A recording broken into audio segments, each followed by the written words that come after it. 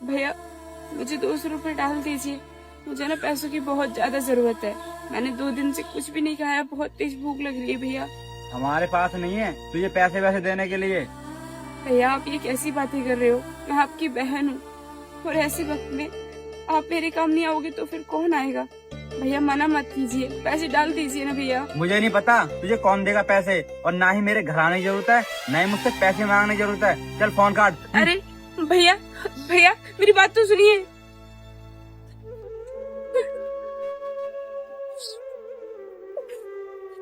बहन क्या हुआ और क्यों रो रही हो तुम? कुछ नहीं भैया, मैं बस अपनी किस्मत के लिए रो रही हूँ। ऐसा क्या हो गया आपके साथ जो आप ऐसा बोल रही हैं? और आप फोन पे किससे बात कर रही थी? फोन पर मेरे भैया थे, मैं उनसे कुछ पैसे मांग रही थी। पैसे मांग रही थी? पर क्यों?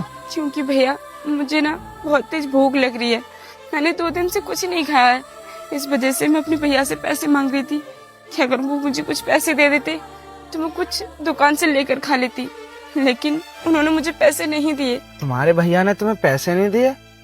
और तुम देखने में तो शादीशुदा लग रही हो, पर तुम ऐसे क्यों घूम रही हो? हाँ भैया मैं शादीशुदा हूँ, लेकिन मेरे ससुराल वालों ने मुझे घर से बाहर निकाल दिया, इस वजह से मुझे दर दर की ठोकरें खानी पड़ रही हैं।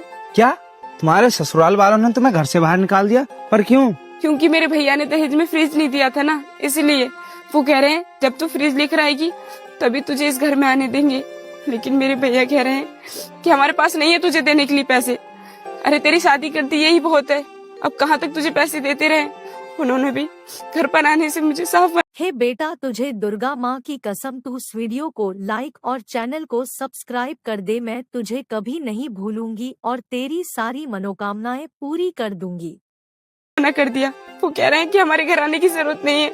अब मुझे कुछ भी समझ में नहीं आ रहा है, मैं जाऊँ तो जाऊँ कहाँ? इतनी सी छोटी सी चीज के लिए तुम्हारे ससुराल वालों ने तुम्हें घर से बाहर निकाल दिया, और तुम्हारे भैया को तो तुम्हें समझना चाहिए था ना, क्योंकि तुम उनकी बहन हो। यही तो, वो मेरे सगी भाई नहीं है, वो मेरे सौतेले भाई हैं, और मेरी माँ तो 5 साल पहले ही गुजर गई, तभी तो वो मुझे नहीं समझ रहे हैं। खास अगर मेरा सगा भाई होता तो शायद वो मेरे दर्द को समझता।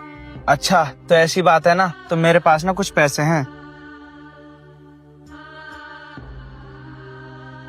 इनसे आप कुछ लेके खा लेना, और तुम टेंशन मत करो, सब कुछ ठीक हो जाएगा। नहीं नहीं भैया, मैं आपसे ये पैसे कैसे ले सकती हूँ?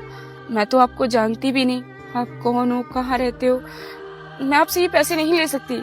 बस आप मुझ पर एक मेहरबानी कर दीजिए, अगर आपके यहाँ पर कोई आस पड़ोस में कोई काम हो तो मुझे काम दिलवा दीजिए, मैं काम कर लिया करूँगी।